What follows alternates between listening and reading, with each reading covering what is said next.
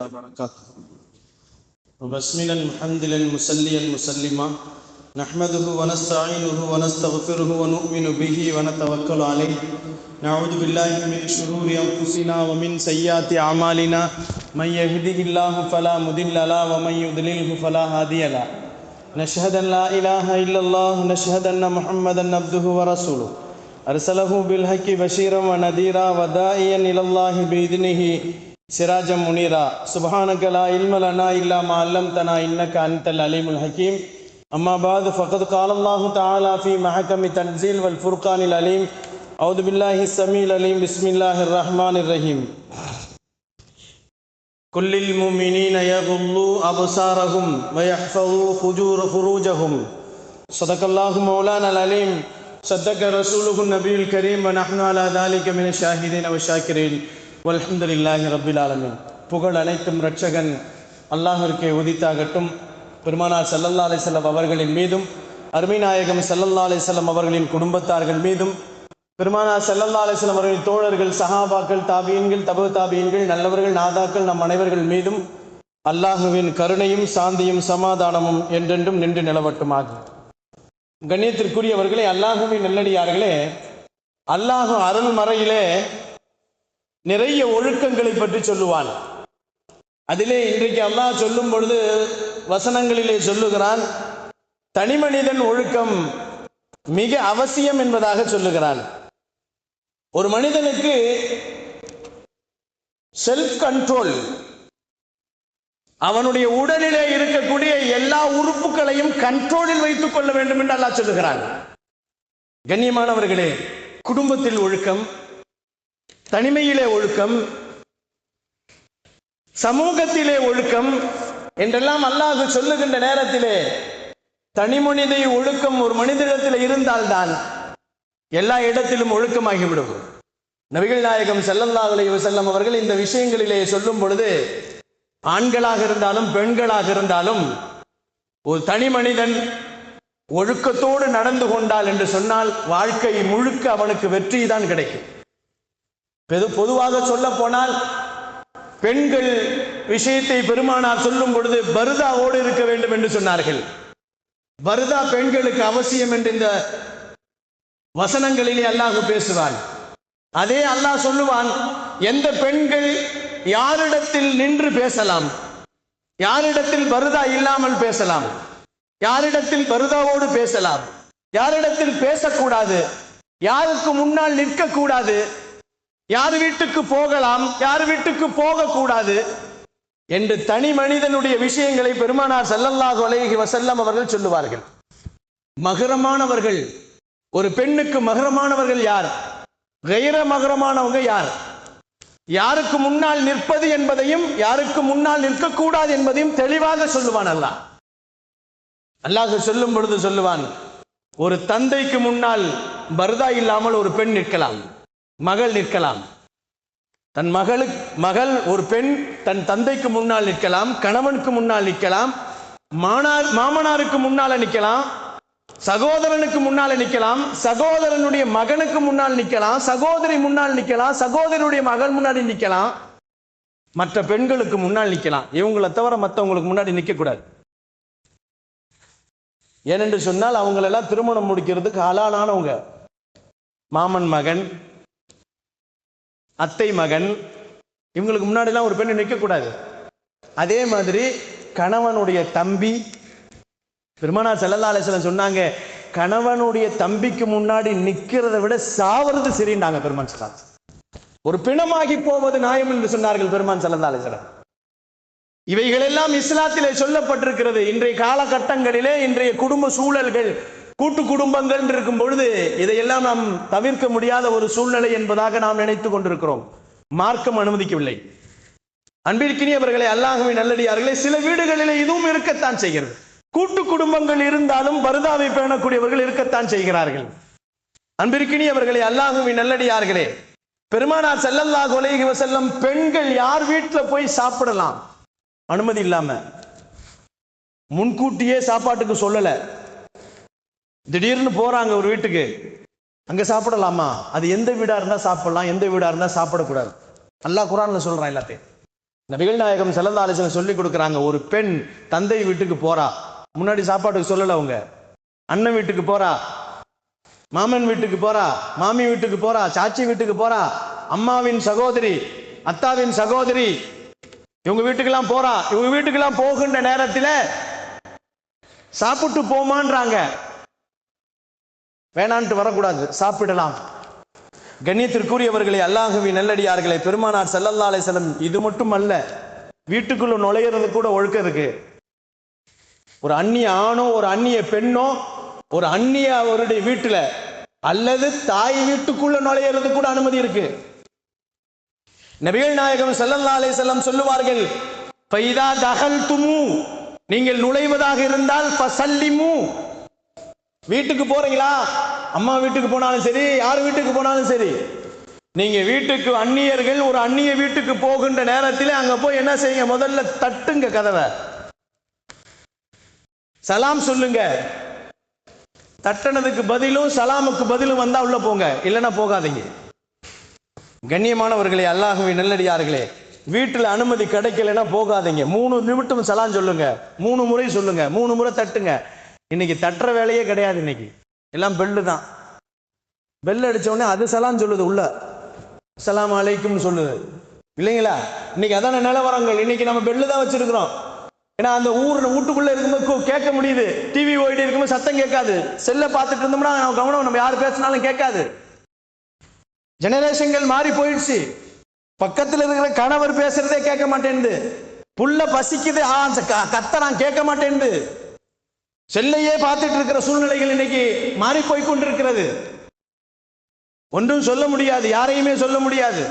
ஆக பெருமானார் ஸல்லல்லாஹு அலைஹி வஸல்லம் சொன்னாங்க, வீட்டுக்கு போனா முதல்ல கதவை தட்டுங்க, 3 தடவை தட்டுங்க, 3 தடவை சலாம் சொல்லுங்க.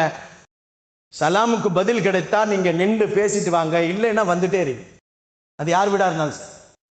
பெருமானார் ஸல்லல்லாஹு அலைஹி வஸல்லம் சொன்னாங்க, வீட்டுக்குள்ளேயே இருக்கிறீங்க, வீட்டுக்குள்ளேயே இருக்கிறோம், அம்மா ரூம் தனியா இருக்கு, அம்மா ரூம் தனியா இருக்குன்னு சொன்னா அந்த ரூமுக்குள்ள போகும்போது அனுமதி கேட்டு போணுமா?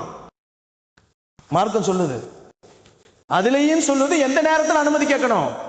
லொகுர் தொழிக்கு பின்னாடி, இசா தொழிக்கு பின்னாடி நீ உன் தாயை சந்திக்க போகணுமா, அம்மாட்ட அனுமதி கேளுங்க, அஸ்ஸலாமு அலைக்கும் வரலாமா அப்படின்னு கேளுங்க.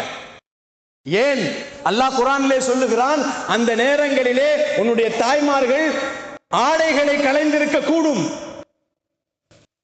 எவ்வளவு அழகான ஒழுக்கங்களை சொல்லித் தருகிறது மார்க்கம், யோசித்து பாருங்கள்.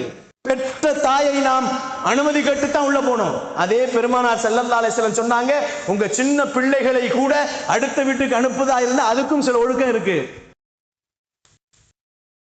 மார்க்கத்துல எல்லாமே ஒழுக்கங்கள் சொல்லி தரப்படுகிறது. அருமைநாயகம் ஸல்லல்லாஹு அலைஹி வஸல்லம் அவர்கள் உங்க சின்ன குழந்தைகளை கூட அடுத்த வீட்டுக்கு அனுப்பும் பொழுது சில ஒழுக்கங்கள் இருக்குது. அந்த பிள்ளைங்க கதவு திறந்திருக்குன்னு உள்ள போயிடக்கூடாது, சொல்லிக் கொடுக்கணும் பிள்ளைங்களுக்கு. போனோமா கதவை தட்டு, சலாம் சொல்லு, யாரும் இருக்கிறீங்களா வரலாமா கேளுங்க. சின்ன பிள்ளைகள் சொல்லிக் கொடுத்தா செய்யும், ஆனா நம்ம சொல்லிக் கொடுக்கறது இல்லை.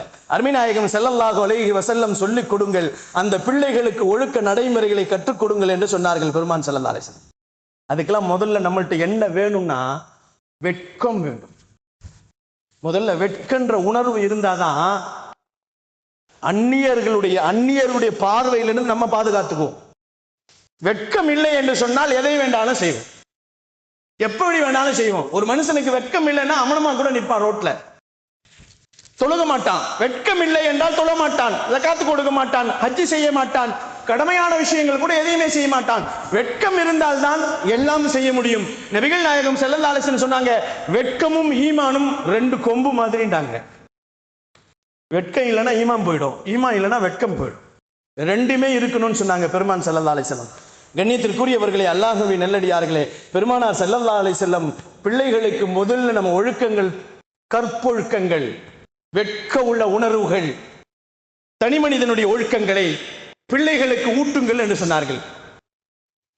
நம்ம சொல்லுவோம் சில பேடங்க, இப்ப கூட நிறைய இப்பெல்லாம் வாட்ஸ்அப்ல வருது, நீங்க பேட் டச்ச சொல்லிக் கொடுங்க, குட் டச்ச சொல்லிக் கொடுங்க பிள்ளைகளுக்கு. இது ரசூலுல்லாஹ் அன்னைக்கே சொல்லி கொடுத்துருங்க.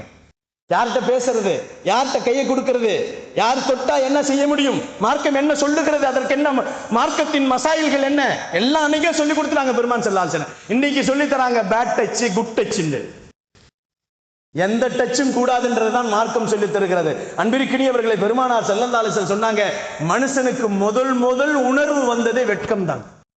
ஆதம் அலைஹிஸ்ஸலாம் இல்லைங்களா? ஆதம் அலைஹிஸ்ஸலாத்தை அல்லாஹ் சொர்க்கத்தில் படைச்சிட்டு இந்த கனியை சாப்பிடாதேன்னு சொன்னானா இல்லையா? அவங்க என்ன செஞ்சாங்க? சாப்பிட்டாங்க. பல காரணத்தில் சாப்பிட்டாங்கன்னு வச்சுங்களேன்.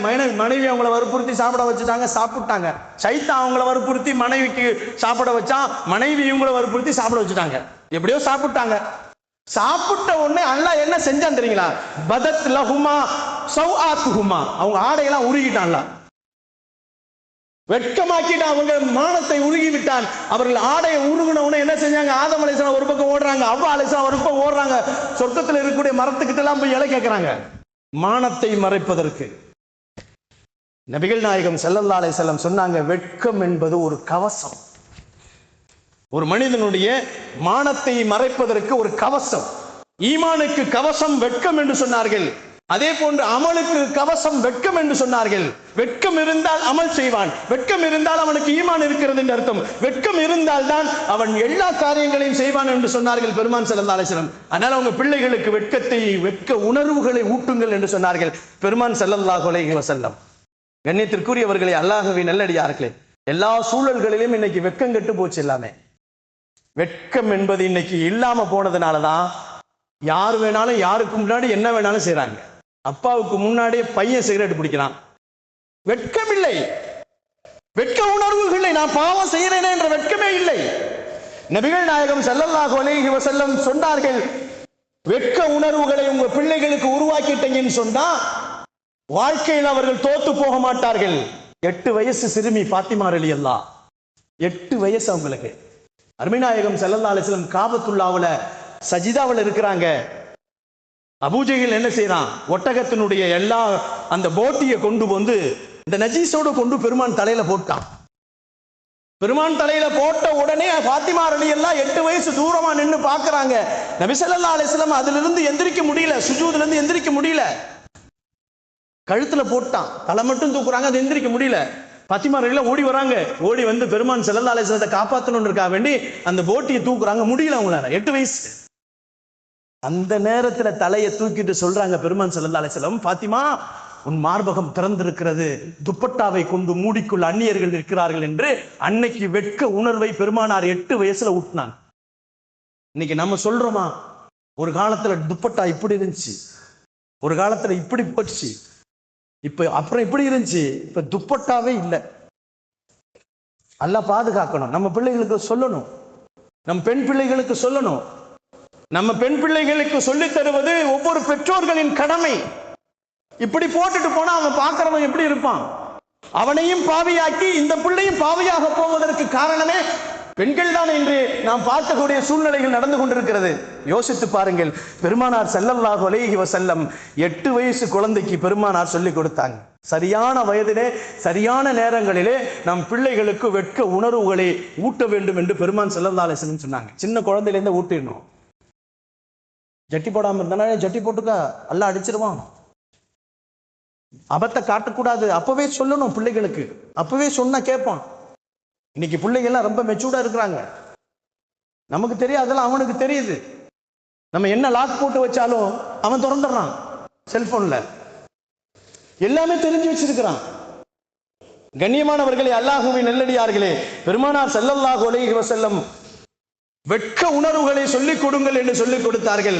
அந்த வெட்க உணர்வுகள் நம் பிள்ளைகள்கிட்ட இருந்துச்சுன்னு சொன்னா ஒரு நாள் கூட அவங்க புர்கா இல்லாம வெளியே போக மாட்டாங்க, நோஸ் பீஸ் இல்லாம வெளியே போக மாட்டாங்க, அந்நிய ஆண்ட நின்று பேச மாட்டாங்க, அந்நிய ஆடவர்கிட்ட கை கொடுத்து அவர்கள் என்ன செய்ய மாட்டாங்க, அவர்களுக்கு நன்றி சொல்ல மாட்டாங்க. ஒரு காலங்கள் போய்கொண்டே இருக்கிறது, அவருடைய ஜெனரேஷன் மாறிக்கொண்டே இருக்கிறது.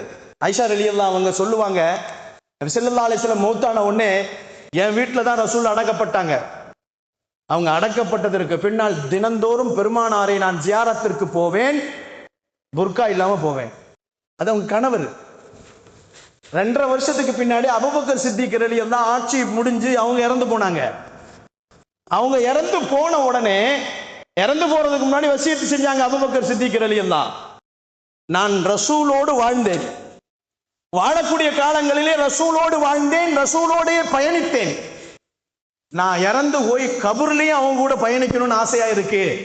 நீங்க பெருமானாருடைய கபருக்கு முன்னால கொண்டு போய் என் ஜனாசாவை வச்சுட்டு கேளுங்க ரசூல்கிட்ட. கபருக்குள்ள இருக்கிறாங்க அவங்க, அனுமதி வந்தா வைங்க, இல்லைன்னா பொது கபஸ்தான்ல கொண்டு போய் அடக்குங்கண்டாங்க. அபூபக்கர் சித்திக் ரலியல்லாஹுடைய ஜனாசாவை கொண்டு போய் வச்சு அங்க கேட்கப்படுகிறது. அப்ப பெருமானார் ஸல்லல்லாஹு அலைஹி வஸல்லத்துடைய கபூர்ல இருந்து ஹபீபி இலல் ஹபீப் என்று சொல்லப்பட்டது. நண்பனை நண்பனோடு இணைத்து வையுங்கள். அப்புறம் கொண்டு போய் அடக்கினாங்க. அதற்கு பின்னால் 2.5 வருடத்திற்கு பின்னால் என் தகப்பனார் அடங்கப்பட்டது. அதற்கு பின்னாலும் நான் புர்கா இல்லாமல் போய் ரசூலுல்லாவையும் என் தகப்பனையும் ஜியாரத் செய்வேன். பல காலங்களுக்கு பின்னால் உமர் ரலியல்லாஹுடைய ஆட்சி நடந்தது. உமர் ரலியல்லாஹு திடீரென்று சுபு தொழுகையில ஒரு எதிரி வந்து முதுகுல குத்தி அவர்கள் குற்றுயிராக கிடக்கின்ற நேரத்தில் அவங்க கேட்டுடுறாங்க ஆயிஷா நாய்கிட்ட, பெருமானார் ஸல்லல்லாஹு அலைஹி வஸல்லம் இடத்துல படுத்திருக்கிற அவங்க அடங்கி இருக்கிற இடத்துல 4 கபறுகள், 1 பெருமானார், 2 அபூபக்கர் சித்திக் தான், மிச்சம் 2 இருக்கு. அதுல 1 நான் அடங்கலான்னு ஆயிஷா ரலியல்லாஹு அவர்கள் ஆசை வச்சிருந்தாங்க. இன்னொன்னு ஈசா அலைஹிஸ்ஸலாம் வந்து அடங்குவாங்க. அது இன்னும் வெற்றிடமாவே இருக்கு. அப்படி இருக்கின்ற நேரத்துல உமர் ரலியல்லாஹு கேட்டு விடுறாங்க, ஆயிஷா நாயகி அனுமதி கொடுத்தால் நான் அங்கே அடங்கிக் கொள்கிறேன், இல்லைன்னா பொது கபஸ்தான்ல அடக்குங்க. வந்து கேட்டாங்களாம், உமர் ரலியல்லாஹு இப்படி கேட்கிறாங்க, என்ன செய்யலாங்க? அடக்கிக்கேன்ட்டாங்க. தனக்கு வேணும் என்ற இடத்தை எடுத்து வைத்திருந்த இடத்தை விட்டு கொடுத்து விட்டார்கள் ஆயிஷானை. அதற்கு பின்னால் 3ஆவதாக கொண்டு வந்த உமர் ரலியல்லாஹுவை அடக்கியதற்கு பின்னால் உமர் ரலியல்லாஹு எப்பொழுது என்னுடைய வீட்டில் கொண்டு வந்து அடக்கப்பட்டாங்களோ அன்னையிலிருந்து நான் ஜியாராவுக்கு போனா புர்காவை போட்டு நோஸ் பீஸ்களை போட்டு முழுமையாக மறைத்து கொண்டு நான் ஜியாராவுக்கு போவேன். அவர் படுத்திருக்கிறது மண்ணுக்குள்ள. ஆயிஷா ரலியல்லாஹுடைய வெட்கத்தை பாருங்கள். மண்ணுக்குள்ள படுத்திருக்கிறவருக்கு கூட தங்களுடைய புர்காவை பருதாவை பேணினார்கள் என்று சொன்னால் இன்றைக்கு இருக்கின்ற ஆயிஷாக்களை நாம் யோசித்து பார்க்க வேண்டும். இன்றைக்கு இருக்கின்ற ஃபாத்திமாக்களை யோசித்து பார்க்க வேண்டும். ஃபாத்திமா ரலியல்லாஹு மட்டும் என்ன, அவர்கள் என்ன செய்தார்கள்? நான் இறந்து போய்விட்டால் என் ஜனாசாவை பகலிலே கொண்டு போகாதீர்கள், இரவுல யாருக்கும் தெரியாம கொண்டு போய் அடக்குங்க. என் கணவர் என் பிள்ளைகள் 3 பேர் தான் தூக்கிட்டு போனாங்க, இரவுல தான் கொண்டு போய் அடக்கினாங்க.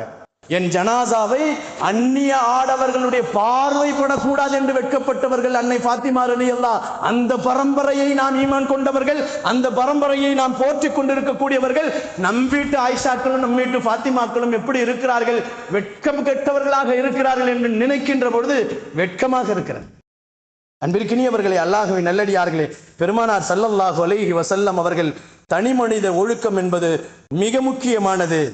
நீங்கள் உங்களுடைய வாழ்க்கையிலே பிள்ளைகள் ஆண் பிள்ளைகளாக இருந்தாலும் பெண் பிள்ளைகளாக இருந்தாலும் அவர்களுக்கு தனி மனித ஒழுக்கத்தை சொல்லித்தாருங்க.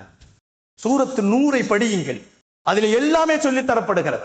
அன்பிற்கினியவர்களே, அல்லாஹ்வின் நல்லடியார்களே, இன்னைக்கு பார்க்க போனா ஒரு முஸ்லிமை பார்த்து யாருமே இஸ்லாத்துக்கு வர்றதில்லை. ஒரு முஸ்லிமை பார்த்து யாருமே இஸ்லாத்துக்கு வர்றதில்லை. ஏன்னா நம்மளை பார்த்து பயந்து ஓடுறான். வெடி வச்சிருக்கிறானா, குண்டு வச்சிருக்கிறானான்னு ஒரு பக்கம். இவங்க எல்லாம் முந்தி மாதிரி பாய்னா முந்தி நல்லா இருந்தாங்க, இப்ப பாய்மார்கள்லாம் பாய்மார் இல்ல அப்படின்னு சொல்லி அளவுக்கு போயிடுச்சு. இஸ்லாத்தை தழுவக்கூடியவர்கள் முஸ்லிம்களை பார்த்து தழுவுகிறது இல்ல, இஸ்லாத்தை படித்துத்தான் தழுவுகிறார்கள். அல்லாஹு ஜல்ல ஷானஹு தஆலா வாழும் காலங்களிலாவது நம்மை பார்த்து 4 பேர்கள் இஸ்லாத்திற்கு வர வேண்டிய ஒரு சூழ்நிலையிலே நாமும் நம்மளை ஒழுக்கமுள்ளவர்களாக நடைமுறை உள்ளவர்களாக வாழ்வதற்கும் பெருமானாருடைய சுன்னத்தான நடைமுறைகளை நமக்குள்ளே கொண்டு வருவதற்கும் அல்லாஹ் எனக்கும் என்னுடைய குடும்பத்தாருக்கும் உங்களுக்கும் உங்களுடைய குடும்பத்தாருக்கும் அல்லாஹ் நசீபாக்குவானாக. வாஹிரு தாவானா வனில் ஹம்துலில்லாஹி ரப்பில் ஆலமீன். அஸ்ஸலாமு அலைக்கும் வரஹ்மத்துல்லாஹி தஆலா பரகாத்துஹு.